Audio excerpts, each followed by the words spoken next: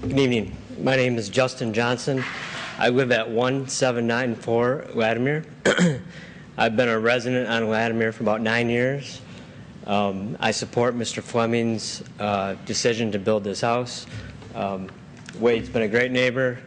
I'm the father of 2 of the kids that play on Latimer, so I have 2 little girls.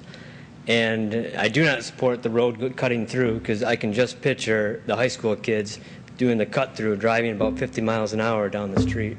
That's my fear, and the rest of the residents on Latimer as well. But I will restate that we do support what Mr. Fleming is bringing to you guys tonight, and I think it's a good decision. Thank you. Just a minute. Any questions for the speaker? None? Okay. Thank you, sir. Yep. Sir, you're the homeowner to the north. Please come forward. We'd like you to provide whatever information. If you need your counsel to come forward, of course, that's fine too.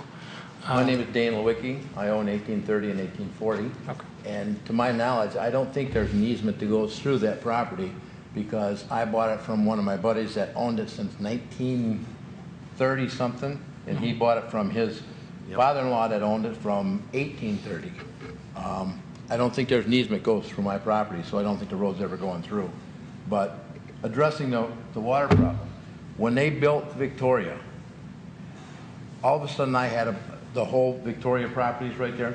I ended up with, in 1840, all of a sudden after they built that, properties behind me and my crawl space got flooded for 5 months a year. I went to engineering number of times, trying to figure out what would happen and why. Couldn't figure it out. Finally ended up just getting down there and then having to put a drainage system underneath my house at 1840. And for 5 to almost 6 months out of the year, the properties right there between Latimer and Deloy are wet. I can't get them dried up. I put a drain in all the way from Waddles Road back to behind my garage and over about 250 feet. And that dried up just the front part by the garage. But still the back part is flooded 5 months out of the year. I didn't see any drawings on here addressing runoff, soil erosion, any of that stuff that would affect my property from his property. I've looked at developing that properties before, and if I wanted to do that, I would have to bring a road across to put a frontage on. And what surprises me now is how come somebody wants to put a variance on a piece of property that they bought that wasn't buildable unless you did that, and now they want to do it without it. So, it doesn't seem to me that the proper procedures are being followed for everybody here. And I, for one, the property to the east and to the north, I'm against it. If they want to build a house on that lot, do like every other builder has to do, extend the road in, do the proper drainages, do the proper runoffs, put the drains in, the edge drains, the rear yard drains behind the property, and make it so it doesn't run off and create more of a problem for me. Totally understandable. And as far as the property to the north, or the land that's to the north of Latimer, I own from Waddles to the park. Understand.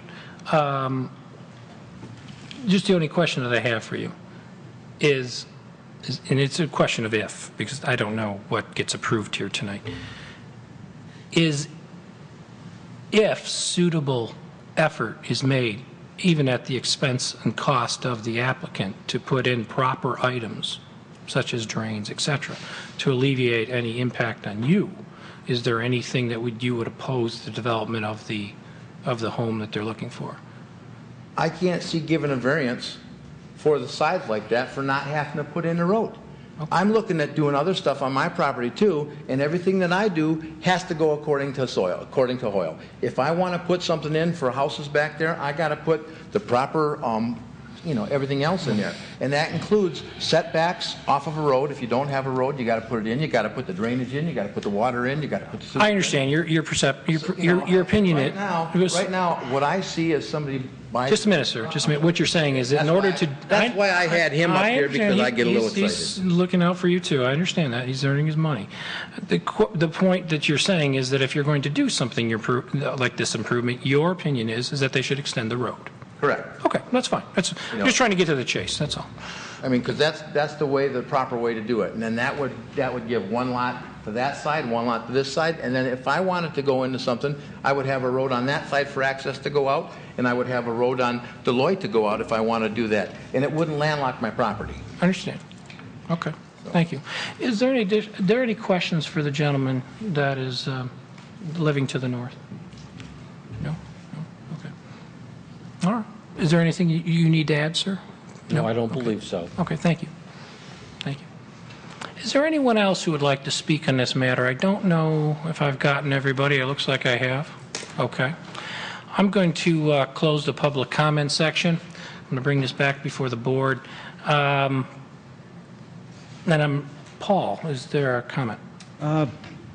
Before I... Should we advise the public that the board did receive an email comment that's in your packet in support? Resident at 177 Latimer indicates they have no problem with the requested variance and asks staff to advise the ZBA at the meeting. Thank you. Appreciate that. I did lose that in all the discussion. I would like to open this up for discussion amongst the board. Mr. Stratt? Yeah, I have just one question I'd like to ask it. If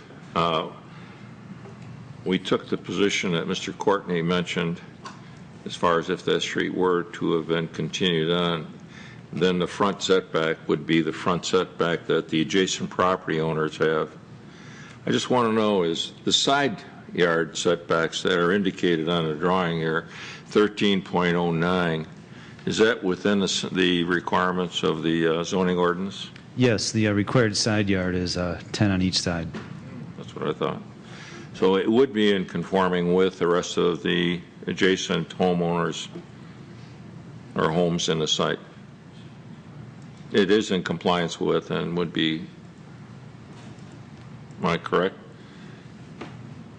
Yes, the properties in that area were required to have the same side yard setbacks. Okay. Thank you. Mr. Courtney? Yeah, I had a little different item to talk about, though, is the owner of the 1830 and 1840.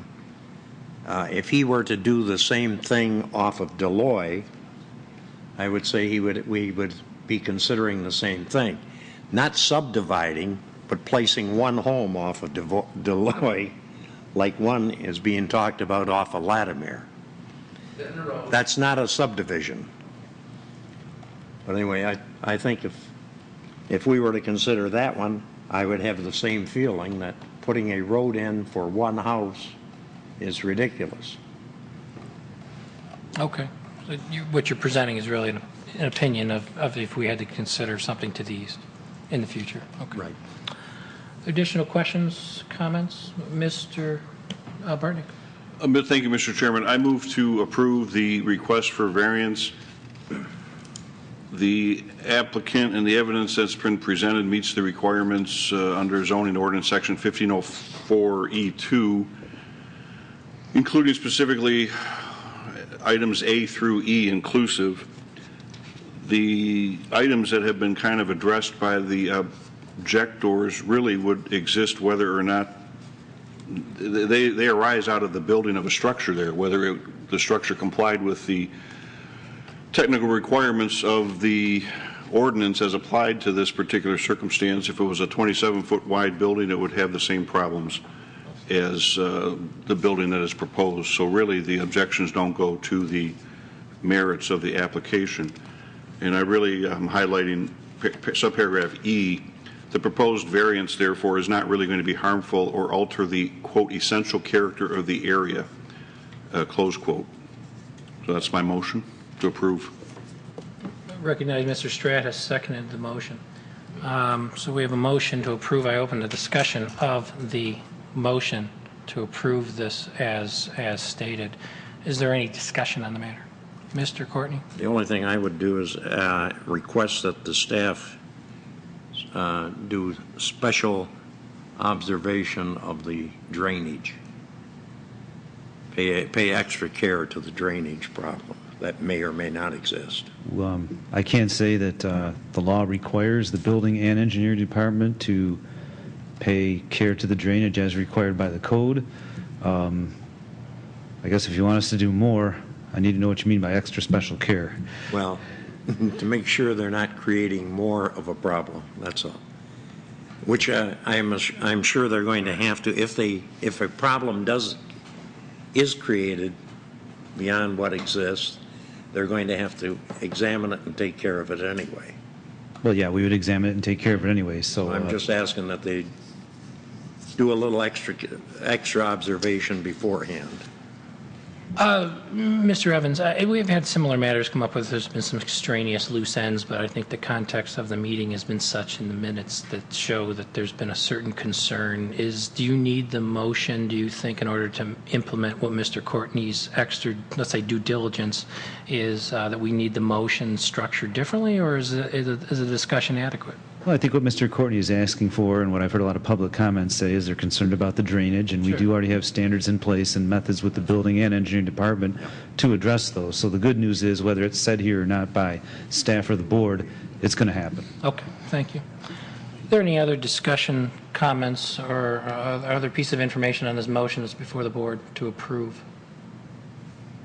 Seeing none, Mr. Evans, would you please call the roll? Mr. Fisher? Yes. Mr. Neal? Yes. Mr. Lambert? Yes. Mr. Stratt? Yes. Mr. Bartnick? Yes. Mr. Clark? Yes. Mr. Courtney? Yes.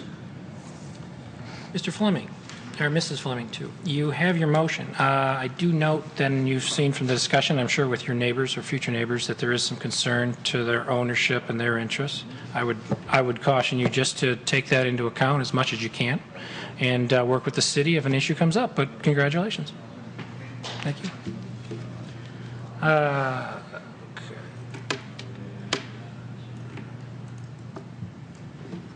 Moving into communications. To my knowledge, there are no extra communications before the board.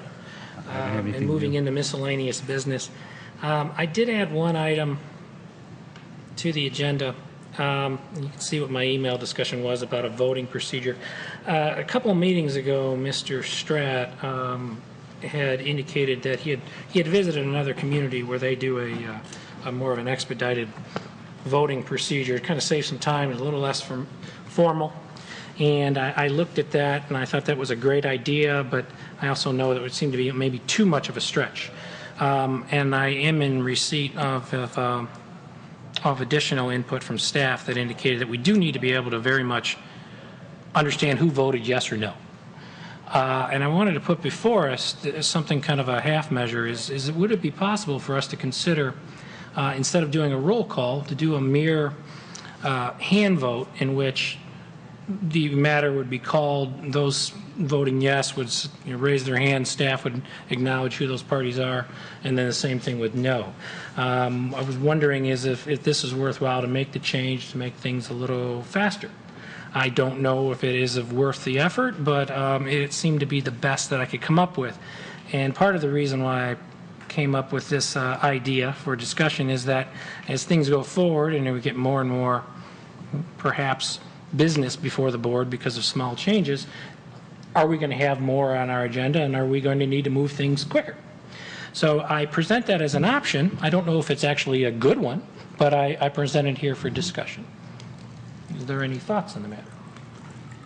Mr. Bartnick?